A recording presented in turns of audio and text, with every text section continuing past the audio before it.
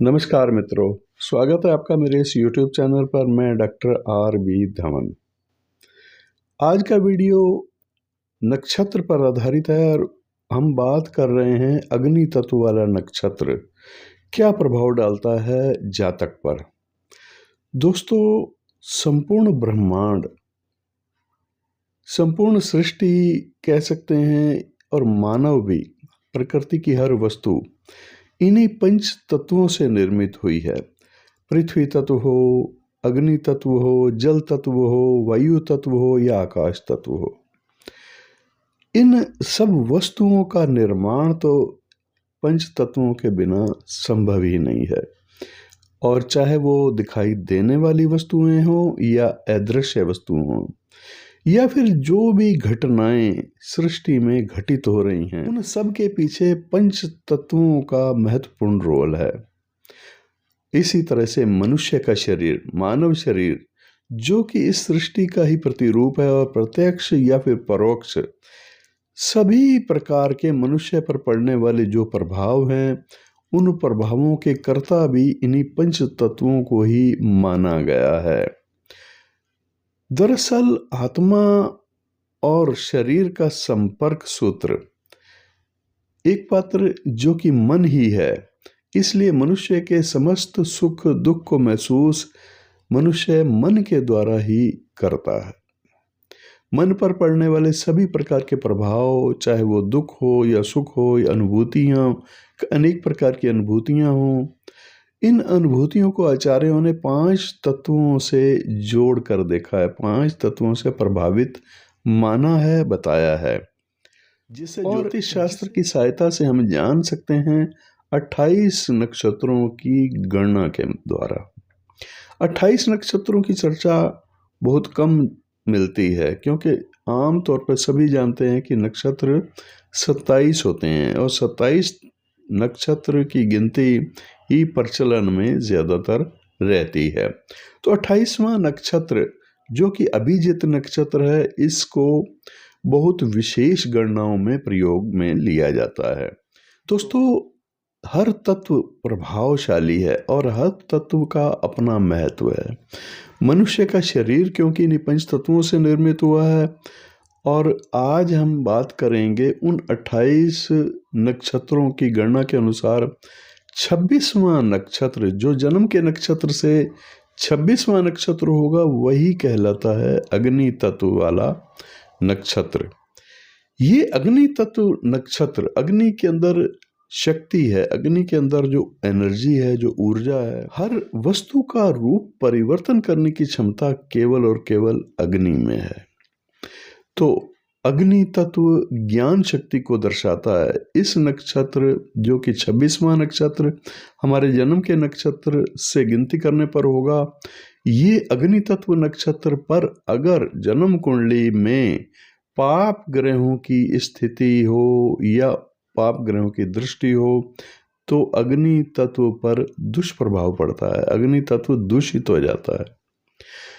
इसका अर्थ क्या है? अग्नि तत्व अगर दूषित हो जाए तो मनुष्य के शरीर में अग्नि तत्व से संबंधित जो लक्षण होते हैं वो दूषित दिखाई देते हैं। इसके प्रभाव से मानसिकता प्रभावित होती है। मनुष्य का मन जो जुड़ा हुआ है उसके शरीर से, और सबसे पहले उस पर प्रभाव पड़ता है किसी भी घटना का, किसी भी बात का, तो ये मानसिकता प्रभावित होती है अगर अग्नि तत्व नक्षत्र दूषित हो रहा है किसी क्रूर ग्रह या पाप ग्रह से। अग्नि तत्व नक्षत्र जैसा कि 26वां नक्षत्र है, तो फलस्वरूप मनुष्य दूरदर्शिता और ज्ञान का अभाव महसूस करने लग जाता है। और फिर होता क्या है कि उसके स्वास्थ्य संबंधी परेशानियां उसको दिखाई देने लग जाती हैं। स्वभाव में भी परिवर्तन देखने को मिलते हैं। स्वभाव में देखा गया है कि क्रूरता का प्रभाव ज़्यादा हो जाता है। वैसे भी अग्नि तत्व जो कि उष्णता लिए हुए है, और अग्नि तत्व पीड़ित हो गया तो शोषण वृत्ति उसके अंदर घर करने लग जाती है। वो शोषण वृत्ति अपनाने लग जाता है। नकारात्मक विचारों को वो अपनाने लग जाता है, पकड़ लेता है। और विचारों में कट्टरता ये है कि उस मनुष्य जिसका 26वां नक्षत्र, जन्म के नक्षत्र से 26वां नक्षत्र पीड़ित होता है, वो दूरदर्शिता उसमें कमजोर होने लग जाती है और ज्ञान का अभाव महसूस होता है।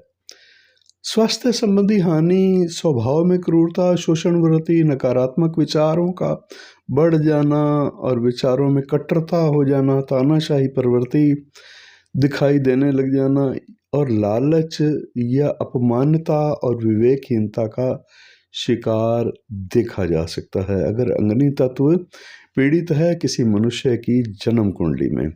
और अग्नि तत्व नक्षत्र पीड़ित होता है किसी क्रूर ग्रह से या पाप ग्रह से। पाप ग्रह जन्म कुंडली में सूर्य को भी माना गया है और पाप ग्रह मंगल को भी माना गया है, राहु को भी माना गया है, शनि को भी माना गया है। तो जन्म कुंडली में इन चारों को हम अवश्य देखना चाहिए कि इन चारों में से कोई ऐसा ग्रह है जो इस अग्नि तत्व वाले नक्षत्र में स्थित हो गया है और या फिर इन 26वें नक्षत्र पर उसकी दृष्टि आ रही है। यानी एक ज्योतिष शास्त्र की भाषा में हम कह सकते हैं कि वो ग्रह जो पाप ग्रह है और वो इस 26वें नक्षत्र का वेधन कर रहा है, वेद कर रहा है।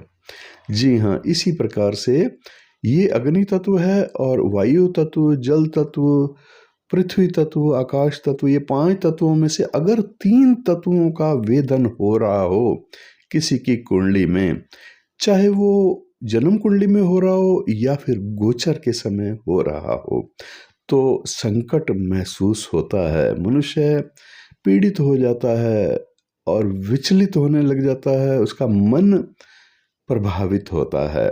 ऐसा ही वर्णन रामायण काल में आपने सुना होगा। रामायण काल में जब महाराज दशरथ गुरु वशिष्ठ से ये प्रश्न करते हैं, उनको कहते हैं कि अब शायद मेरा समय बहुत नज़दीक आ गया है। क्यों? क्योंकि गोचर में राहु, अंगारक और सूर्य, ये 3 जो क्रूर ग्रह हैं, पाप ग्रह हैं, ये मेरे जन्म के नक्षत्र को पीड़ित कर रहे हैं। जन्म का नक्षत्र जो कि पृथ्वी तत्व होता है और पृथ्वी तत्व नक्षत्र पर 3 पाप ग्रहों का प्रभाव उन्होंने कहा। जन्म, ये वर्णन हमें रामायण में मिलता है। तो इससे होगा क्या, 3 या 3 से अधिक ग्रह, पाप ग्रह अगर हमारे जन्म के नक्षत्र को पीड़ित करते हैं तो खतरा हो जाता है हमारे जीवन पर। इसी तरह से जैसे पृथ्वी तत्व प्रभावित होता है, ऐसे ही अग्नि तत्व भी प्रभावित होता है।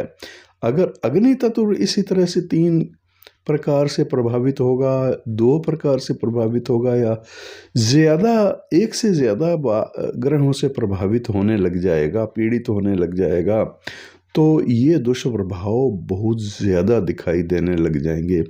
जैसा कि आपने अभी समझा है, उसकी मानसिकता प्रभावित होने लग जाती है। मनुष्य दूरदर्शिता और ज्ञान का अभाव महसूस करने लग जाता है। स्वास्थ्य पर भी उसका प्रभाव पड़ता है, मन पर तो पड़ता ही पड़ता है, उसके स्वभाव पर बड़ा भारी प्रभाव पड़ता है। क्रूरता, शोषण वृत्ति, नकारात्मक विचार, कट्टरता, तानाशाही और लालच, अवमानना, विवेकहीनता, ये सब परेशानियों के अलावा फिर उसके पेट और आंतों का कमज़ोर होना भी देखने को मिलता है। पाचन शक्ति का प्रभावित होना भी इसका मुख्य लक्षण होता है। अग्नि तत्व की बात हो रही है। अग्नि तत्व जो कि 26वां नक्षत्र है, इसके पीड़ित होने से ऐसा देखने को मिलता है। आत्मसात और दृष्टि दोष जैसे रोगों को भी होते हुए देखा जा सकता है। अग्नि तत्व दोष के निवारण के लिए क्या करना है? अग्नि तत्व के दोष के निवारण में हमारे आचार्यों ने कहा है कि पंचानन शिव, 5 तत्वों पर जिसका अधिकार है वो शिव, अघोर रूप उनका मंत्र, 5 तत्वों के अलग अलग मंत्र हैं, मैं आपको बताऊं, और 5 तत्वों में अग्नि तत्व का जो मंत्र है वो अघोर रूप, अग्नि तत्व। पंचानन शिव का मतलब यह है कि 5 मुखों वाले भगवान शिव। पंचमुखी भगवान शिव में अग्नि तत्व उनका अघोर रूप मुख है। और अग्नि तत्व का अगर दोष हो किसी की कुंडली में तो अघोर रूप के मंत्र का पाठ करने से मनुष्य जीवन में बलिष्ठ हो जाता है। वो सारे दोष जो मैंने आपको बताए हैं अग्नि तत्व के पीड़ित होने से, दूषित होने से, वो नष्ट होने लग जाते हैं। परिणाम स्वरूप वो मनुष्य में ये दोष तो नष्ट हो ही जाते हैं, जीवन में उसको बलिष्ठता प्राप्त होती है, तेजवान हो जाता है, विवेकशील बन जाता है और विवेकशील बन करके समाज में नाम अर्जित करने लग जाता है। ये 26वां नक्षत्र बड़ा ही महत्वपूर्ण है। इसमें जो मंत्र कहा गया है, 2 मंत्र कहे गए हैं अघोर रूप भगवान शिव के। मंत्र अनिल पंडित जी की वाणी में आप सुनिए। शिवाय गौरी वदनाब्ज वृंदा सूर्याय दक्षध्वरनाशिकाय श्रीनीलकंठाय वृषध्वजाय तस्मै शिकाराय नमः शिवाय।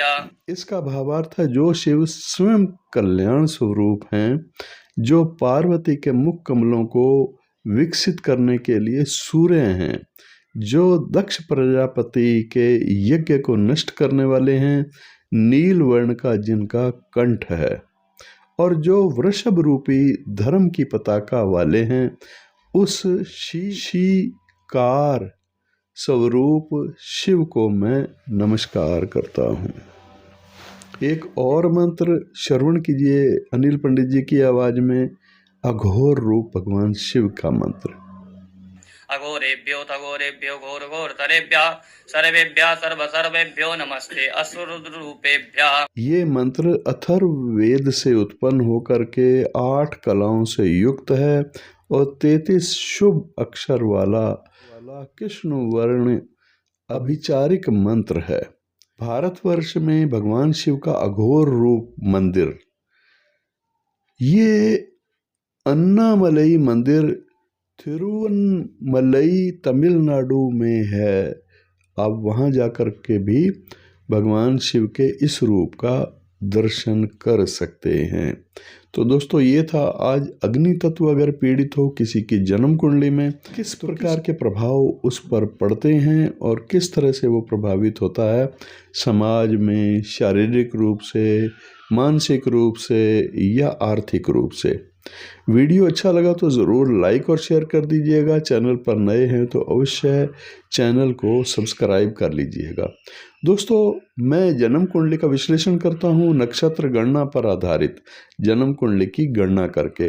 अगर आप या आपका कोई मित्र जन्म कुंडली की गणना करवा करके प्रेडिक्शन लेना चाहें, आने वाले समय के बारे में जानना चाहें, मार्गदर्शन लेना चाहें, तो अवश्य आप दिए गए नंबरों पर संपर्क करके फीस की पूछताछ कर सकते हैं। अपॉइंटमेंट फिक्स करके आप मिल भी सकते हैं, ऑनलाइन भी आप कंसल्टेशन ले सकते हैं। नमस्कार।